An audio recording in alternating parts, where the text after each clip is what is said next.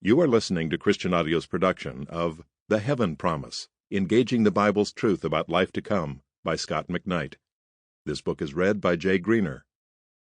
This audio recording was produced in 2015 by Christian Audio, which owns the copyright. No portion of this recording may be reproduced for any reason without prior written consent from Christian Audio. Recorded by arrangement with Waterbook Press, an imprint of the Crown Publishing Group, a division of Penguin Random House, LLC. Originally published in English as The Heaven Promise, Engaging the Bible's Truth About Life to Come. Copyright 2015 by Scot McKnight. All rights reserved. Please visit ChristianAudio.com, Facebook.com/ChristianAudio, or Twitter.com/ChristianAudio to offer your impressions of this work and to explore additional titles. The Heaven Promise by Scot McKnight. Part 1. The Heaven Question. Visit a local bookshop or Google Heaven, and you will quickly discover that heaven is an intense human interest story. In fact, a shelf or two of books about heaven are published each year. Add to these the stories of near-death experiences, and we have the makings of Hollywood movies about heaven. Many are asking what I call the heaven question. Is there a heaven after we die or not? That question, of course, leads to others, such as, who will be there? Will I be there? What will heaven be like?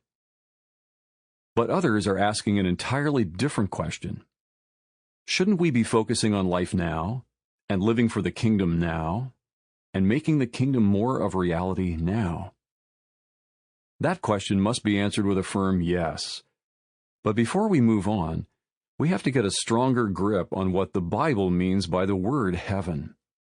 Once we do, not only can we be firm in our yes, but we can also learn how heaven people ought to live today.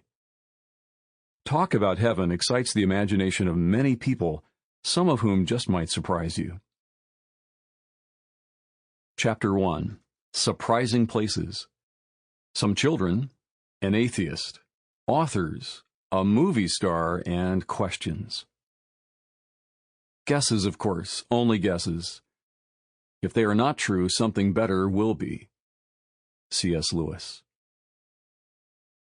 Even in a world where religious faith is in decline, when someone asks, "Is there a heaven?"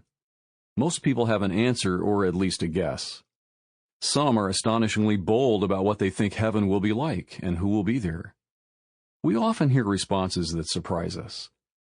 Children, for instance, often think about heaven. When I was a child, I asked my mother if something I liked at that time would be in heaven. Her response was simple and memorable. "If it will make you happy, it will be in heaven." Little did I know she had something up her sleeve with the word happy. One Sunday, sitting in the front row at church, and for some reason my mother was next to me and not in the choir loft, the pastor who had taken up golf said, "I've learned to enjoy golf, but I wonder if there will be room in heaven for golf." Afterward, I said to Mother, "I know there will be golf in heaven." She asked, "How do you know that?" I responded, "Because it will make me happy." She gave me the kind of look that indicated that the pastor was probably right and that I should retool my sense of what I needed to make me happy. When that great theologian and Christian martyr Dietrich Bonhoeffer and his twin sister Sabine were children, they nightly put themselves to sleep pondering the word eternity. World War I was in motion. Bonhoeffer's oldest brother Walter died in that war, and his mother was staggered by Walter's death. Death filled their not particularly religious home. Bonhoeffer later admitted that he could be obsessed with dying a good death. To cope with his fears, and amid the phosphorescent crosses that gleamed in their room, the twins would utter aloud, "Eternity," to make it their only thought. When Dietrich got his own room at age 12, lying in his bed, he would tap on the wall that separated the twins, and the tap meant, "Think of God." An atheist. Not all who talk about heaven are as serious as the young Bonhoeffer twins. When an atheist takes on heaven, we might do well to listen. Julian Barnes, in his book, A History of the World in 10.5 Chapters, Sample complete. Ready to continue?